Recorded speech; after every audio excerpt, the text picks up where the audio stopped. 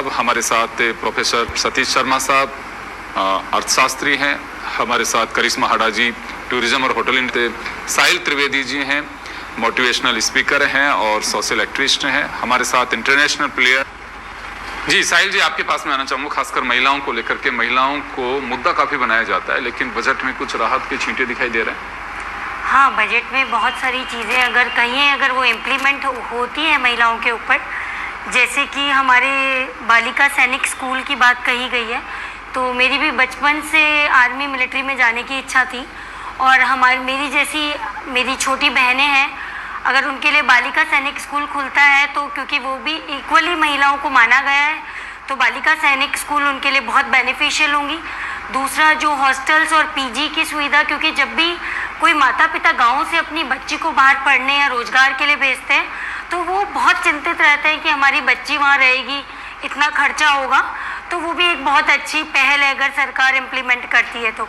उसके अलावा हमारे 5 लाख से बढ़ा के 15 लाख उसके लिए महिलाओं के लिए लखपति दीदी योजना में कर दिया गया है, अमाउंट को बढ़ा दिया गया है।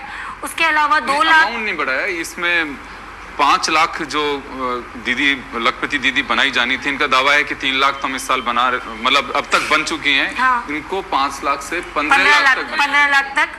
और दूसरा एक 2 लाख SHG ग्रुप्स, जिससे सेल्फ स्किल डेवलपमेंट होगा, तो महिलाएं अगर रोजगार होंगी तो GDP में बहुत मदद करेंगी, अपने परिवार में भी मदद करेंगी और कदम से कदम मिला के चल सकेंगी। आज मैं जब भी बाहर जाती हूँ, अन्य प्रदेशों में घूमती फिरती हूँ, महिलाओं से बातचीत करती हूँ, तो जब भी मैं राजस्थान की तरफ देखती हूँ तो देखती हूँ महिलाएं खुद अपने घर से बाहर नहीं निकलना चाहती हैं।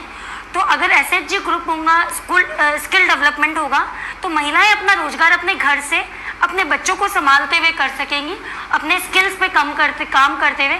जैसे कि महिलाएं क्रिएटिव, आपने देखा होगा कि कढ़ाई बुनाई राजस्थान की महिलाएं बहुत अच्छी करती हैं, सिलाई राजस्थान की महिलाएं बहुत अच्छी करती हैं।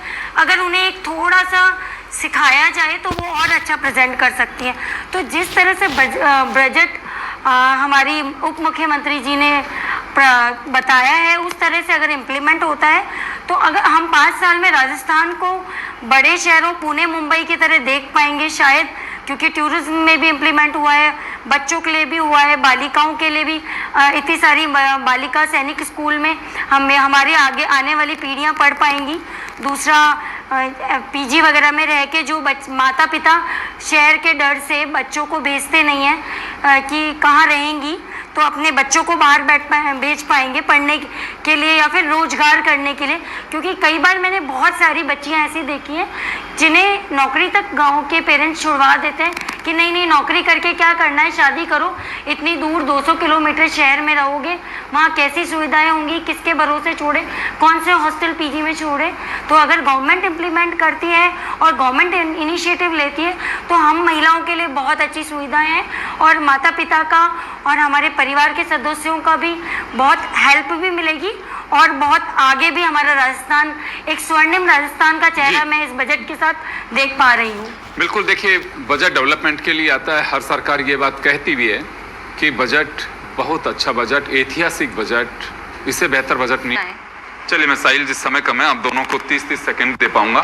मैं एक बस कंक्लूड कराना चाहूँगा ऐसी चीज़ से आपके साथ में जो महिलाओं के लिए एक मैसेज जा सके कि हाँ, बजट में ये चीज़ें जिससे आपको संतुष्टि मिल रही हो इसमें। देखिए, महिलाओं के लिए जो बजट पारित हुआ है उससे संतुष्टि तो है, वो इम्प्लीमेंट कितना होता है देखते हैं। एक बहुत ज़रूरी पहलू बजट में जो रह गया है, आजकल का जो युवा है और प्रत्येक लगभग हर दूसरा व्यक्ति मानसिक स्वास्थ्य, स्ट्रेस, एंजाइटी, इनसे बहुत परेशान है और बहुत ज़रूरी था बजट में और हर डिपार्टमेंट में इसको इंट्रोड्यूस करना कि एक मनोवैज्ञानिक को वहाँ पे मतलब एक मनोवैज्ञानिक की वैकेंसी हो और वो उनको काउंसलिंग करे और स्कूल्स में, कॉलेजेस में, लगभग सभी सरकारी डिपार्टमेंट में। क्योंकि अगर मैं देखूं तो 4 या 5 साल के बच्चों को मैंने कहते हुए सुना है कि डिप्रेशन हो रहा है और 70 साल का आदमी भी यही कहता है। जबकि लाइफ स्टाइल अगर आज से 25 साल पहले की मैं देखूं और आज की देखूं तो बहुत आसान हो गई है। फिर किस चीज़ का डिप्रेशन है, किस चीज़ का स्ट्रेस है, हम हर चीज़ को अपने पर हावी। साहिल जी, मैं माफी चाहूँगा, समय का अभाव में रोकना चाहूँगा।